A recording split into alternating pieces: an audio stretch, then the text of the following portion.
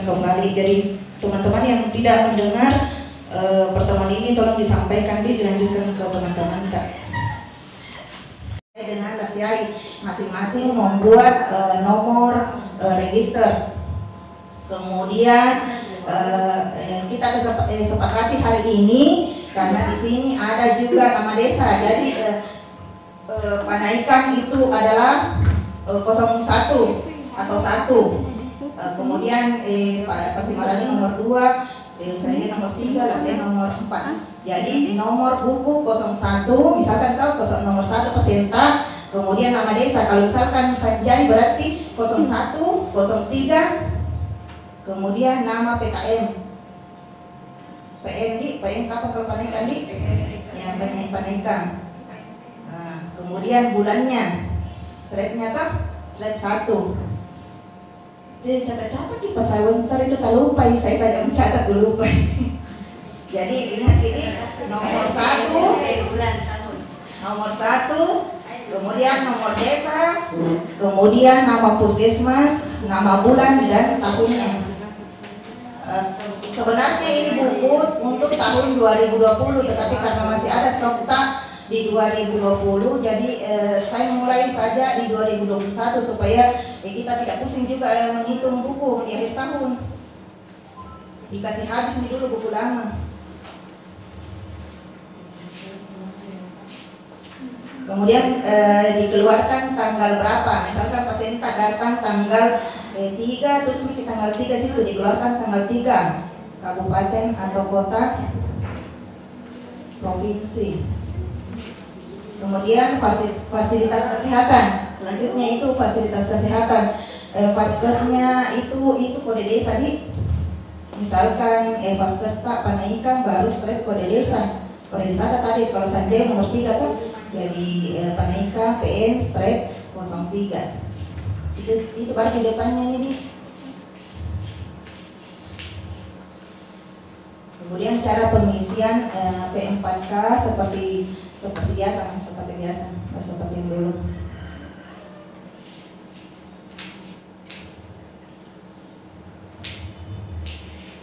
Yang halaman pertama bukan halaman lain pusing ini kalau begini kan di depan ini yang pertama sudah ada nih halamannya, jadi bisa maki itu tidak ada buku, masalah tidak ada diambil di dinas pakai mobil Pak.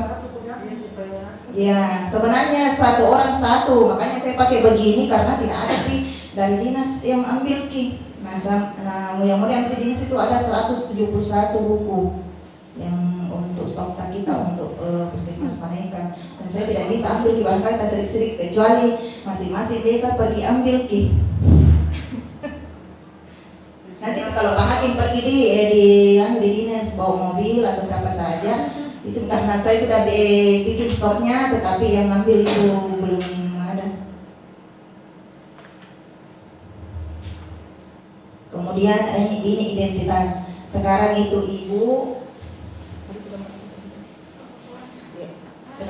ibu dan anak dikasih foto. Jadi kalau misalkan ibu sudah dicuci fotonya, suruh tempel di sini di bukunya itu yang ada tanda kotak. Begitupun juga dengan anak, walaupun belum ada niknya, sembarang di fotonya. Kalau anak bisa waktu lahir, jadi begitu brojol langsung foto maki, suruh dicetak ibunya. Kemudian ini penjelasannya nama, nik, terus pembiayaannya apa, misalkan tak nomor DKN Faskes rujukan, tapi tak isi semua gitu di. Kemudian untuk nomor register kohor yang di bawah itu, di bawah sekali yang di atas ini itu sama nomor buku yang di depan, yang di sini. Ada itu paling di atas karena tak balik, jadi itu dia yang di atas kita. Itu ada namanya. Sama dengan nomor ibu. Kemudian tidak lagi.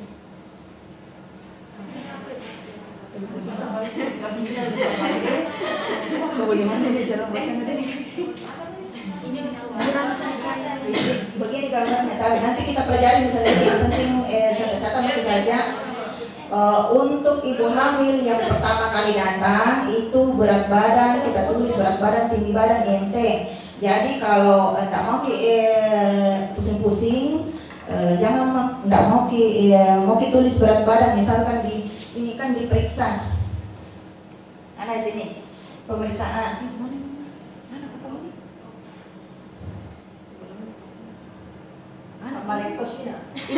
Ini untuk ibu dik, saya kasih contoh kebalik nih. Misalkan ini berat badannya 50, tinggi badan 156. Jadi kita ambil IMT.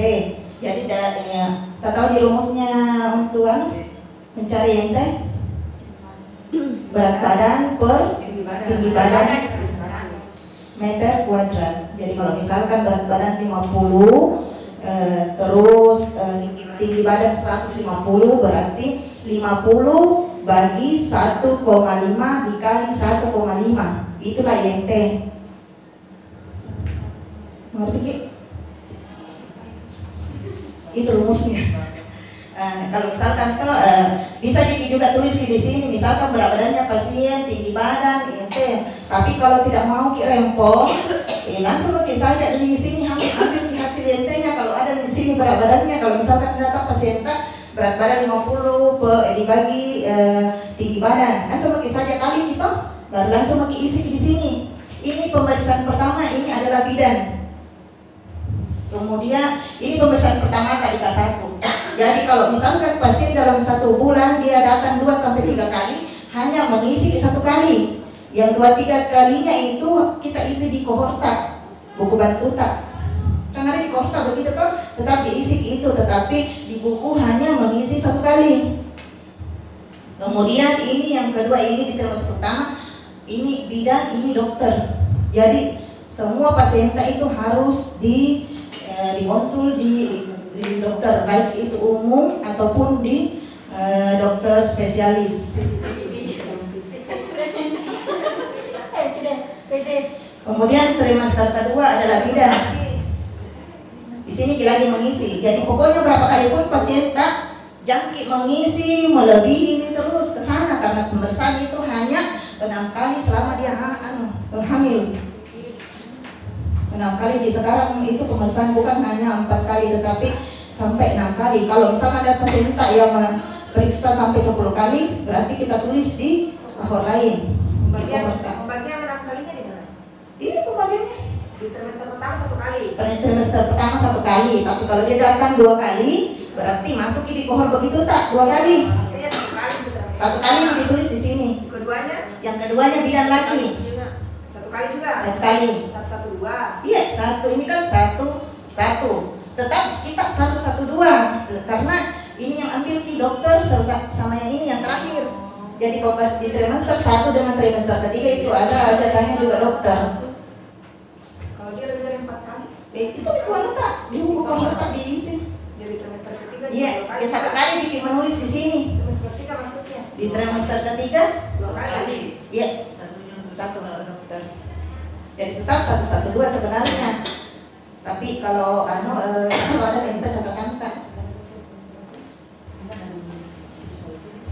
Kemudian ada di situ tertulis ukur lingkar lengan atas seperti biasa nih. Yang kedua di bawahnya itu ukur kemudian tekanan darah, periksa tinggi rahim TFU, periksa jantung janin, kemudian status dan imunisasi. Ini statusnya ditulis di situ, tapi tulis di tanggalnya dengan TT berapa yang dapat input waktu pemeriksaan sekarang. Kemudian kita konseling apa? Kalau screening dokter, kita tidak isi.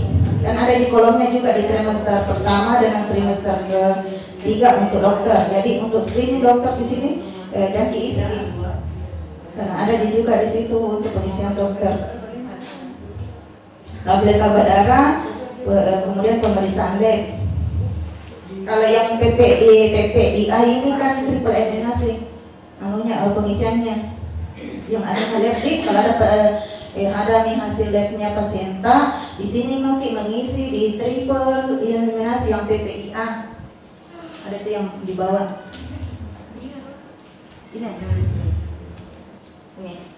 Ini pemeriksaan lab ini mulai dari Bisa dibayar. Mau balik itu Ya itu ya. Pokoknya ini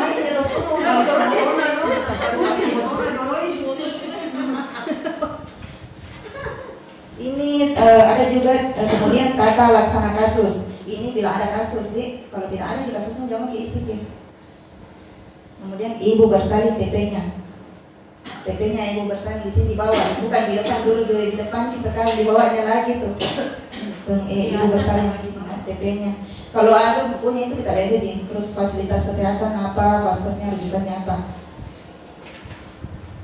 Kalau yang di bawah itu sambungannya kalau dia sudah melahirkan. Jadi kalau misalkan ANC-nya berarti masih di sini kita menulis. Kalau dia sudah melahirkan berarti kita mengisi di sini lagi di atas.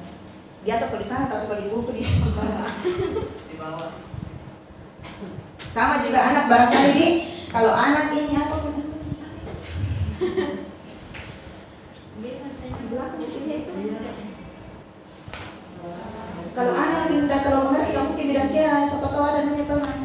Ini tim perawatan paling pusat. Mengisi ki begini nih. Ada ki, ya, bisa ki mengisi, masih bisa ki mengisi. Yang ada itu SPT itu kan udah mungkin bilang dia nanti yang ngisi di situ kan ada di yang warna ini. Bisa kemana ya? Tanggal bulan. Ya. Mengisi kini sesuai tanggal, bulan, tempat. Atau ibu mau dulu kan dia, ibu semua mau dulu jangan ya anak.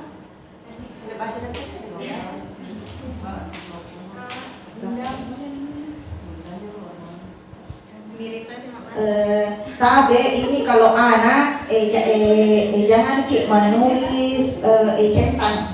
Sekarang bukan dicentang-centang lagi, tapi tulis di jam berapa. Oh iya, ada jurnal kasih tahu kita. Perawatan tali pusat, misalkan perawatan tali pusat tak jam 5 itu di jam 5. Kalau MD jam berapa, terus kalau kita suntik IFIT K1 imunisasi itu jamnya ditulis. Kalau misalkan tidak sempat di puskesmas, misalkan kadang BBLR biasa tidak di IFIT di sini, tetapi pulang di rumah yang nanti itu tulis itu IFIT-nya tanggal berapa. Yang jelasnya di situ jangkik mencentang, tulis ki jamnya, bukan mencentang lagi jam ditulis di situ untuk anak. Boleh lagi, ulang. Bukan di atas ditulis jangan. Di mana? Enggak, ini kita kan tanggal, bulan, tempat. Nah, di sini kalau misalkan kita tulis berat badannya, ditulis di sini jam berapa kita timbang. Yang perawatan tali pusat. Terus. Bukan.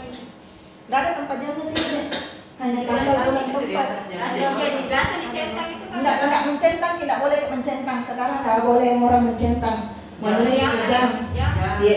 Jadi kalau misalkan kasih MD jam berapa kita MD, kasih fitka 1 berapa, jam berapa kita kasih fitka. Nih. Nanti saya juga baru belajar.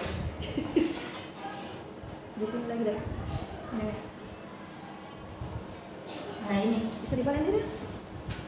Sepeda pusing. Ya, yang kita tahu kan lewat ini. Nah, ini banyak nih. Ya, ada tambahannya saja. Yang tambahannya misalnya yang perlu dijelaskan. Ada yang kali. Ada Kemudian untuk kontrol lewat ini karena nggak tahu tuh barangkali bilang-bilang. Ya, yang ini. Bisa dibalik. Saya pakai balik. Itu kotak kontrol minum TTD pada ibu hamil. Jadi kalau misalkan ibu hamil datang bulan kedua, misalkan 2 bulan dia datang toh, itu pasien tak menghitung hari terakhirnya kapan. Misalkan dia datang di bulan kedua datang tanggal berapa, di sini kita tulis di sini tanggalnya. Jadi kalau misalkan dia 1, 2, 3 ini kan sampai 30 ini. Jadi kalau datang di tanggal 5 misalkan tanya di berapa bulan ibu, di 2 bulan nih, berarti kita TD-nya di sini di bulan 2. Kemudian tanggal berapa? 1, 2, 3, 4, 5. Misalkan dia datang tanggal 5, sini kita tulis tanggal 5. Jadi tanggal 5, tanggal 6 harus minum ibu ini, dia yang harus mengisi, bukan kita. kita hanya mengontrol setiap ibunya datang. Karena ini ibu kan dibawa pulang di rumah. Jadi ibu yang minum tulis di situ tanggal berapa dia minum. Kalau misalkan lupa jangan suruh isi di sini kan. Siapa tahu datang periksa, nah masih ada obatnya, berarti ada yang tertinggal di satu kolom. Ini buku kontrolnya untuk tekanan darah, karena ibu hantu paling kita tanya itu, masih ada yang rutan ambil tambah darah, tapi tidak di bina-binanya ada, padahal tidak dilihat itu. Siapa tahu bohong-bohongin pasien tak. Jadi ditulis tanggal di situ di. Kemudian lanjut lagi nih. Ini P4K seperti buku yang masih diisi seperti biasa. Ya. Ini pengesahan kalau dia misalkan melahirkan, kan dulu dokter Dede saya ingat sekali pernah bilang akte kelahiran itu hanya keluar melalui satu pintu. Nah di sini begini, karena ini satu pintu ini di sini ambil ini anunya. Di sini harus keluar satu pintu. Tidak boleh bilang ada di pusat atau di mana. Karena itu kayaknya yang ambil nanti yang pengurus anu. Di situ Tuan. Iya.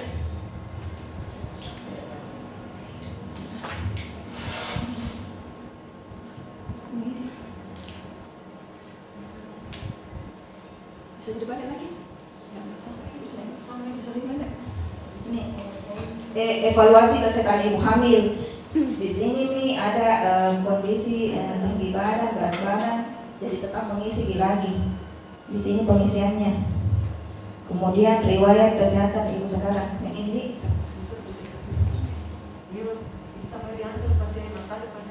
Iya. Satu pasien itu satu yang paling rendah. Kalau ke satu. Jadi tidak ada lagi dikasihkan ke kertas untuk TT, karena ada juga di sini untuk TT-nya. Pokoknya di sini satu paket mungkin semua pemeriksaan tadi.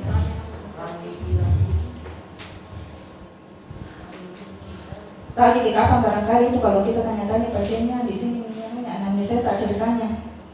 Evaluasi kesehatan ibu hamil itu anamnesia. Karena ada juga riwayat perilaku, ada riwayat persalinan yang lalu, kemudian riwayat penyakit keluarga. Ada pemeriksaan khusus juga.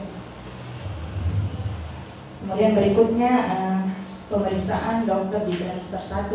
Jadi kan tadi itu di depan ada tadi di trimester 1. Jadi kalau misalkan periksa ki dokter Syam atau dokter Ancun yang periksa pasien tak, berarti tabe bukan dia yang mengisi, kita yang isikan nih. Dia hanya periksa ki. Kan ada juga di trimester 1 itu satu bidan satu kali juga dokter. Jadi kalau ada pemeriksaannya, kita tuliskan di situ apa hasil pemeriksaannya. Kalau dia di USG, kita tulis bisa aja di sini di bukunya karena ada di sini hasil USG.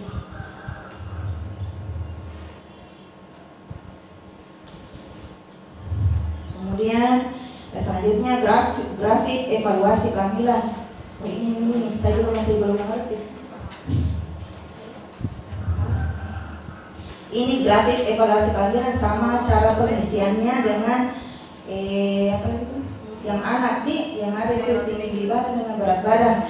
Tapi kalau untuk ibu seperti modelnya partograf, ada pengisiannya seperti model partograf. Begitu kalau misalkan DJJ tanda kali, kemudian untuk masa gestasi itu adalah lingkaran. Ini. Seperti menulis partograf, kalau misalkan berapa DJJ pasien tak, misalkan ini berapa minggu, ada misalkan kan DJJ 20 minggu ke atas biasanya kan. Jadi kalau misalkan di sini anggaplah ini 20 minggu itu di sini DJJ-nya ditulis di sini tanda silang. Untuk DJJ kita ada kodenya. Tapi untuk kalau umur kehamilan minggu bundar.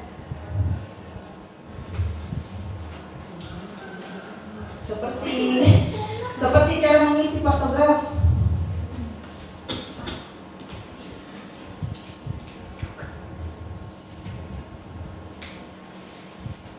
Kalau menghitung gerakan bayi itu menghitung pada saat istirahat. Jadi ya, misalkan kalau bekerja ibunya jangan menghitung DJJ-nya. pas istirahat. Jadi kalau misalkan dia kalau dia datang di poli atau datang di pustu, suruh duduk ke pasien tak baru bisa diperiksa DJJ-nya.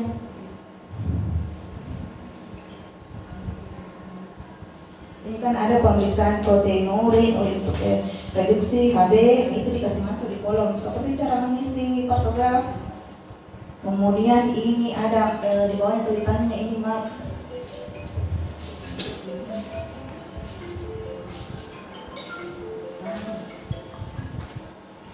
Di pustu. Loh. Iya dah tadi. Kesini Maki.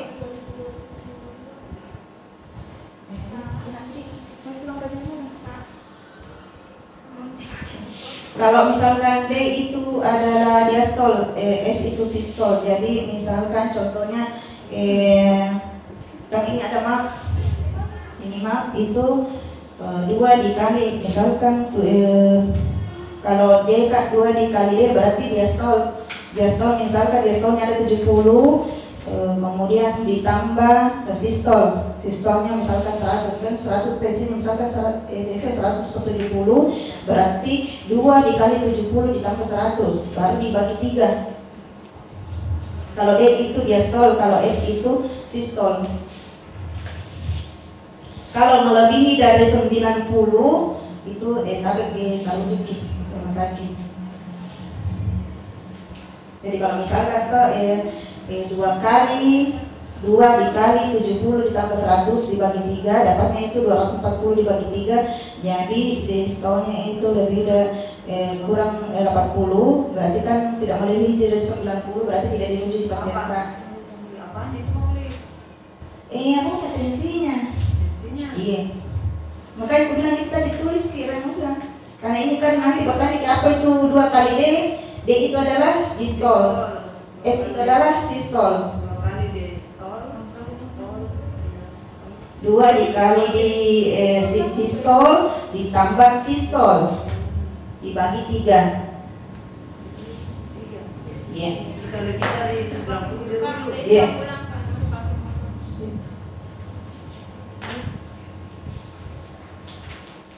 Yang jelasnya di sini grafik evaluasi setiap kali pasien tak datang menulis di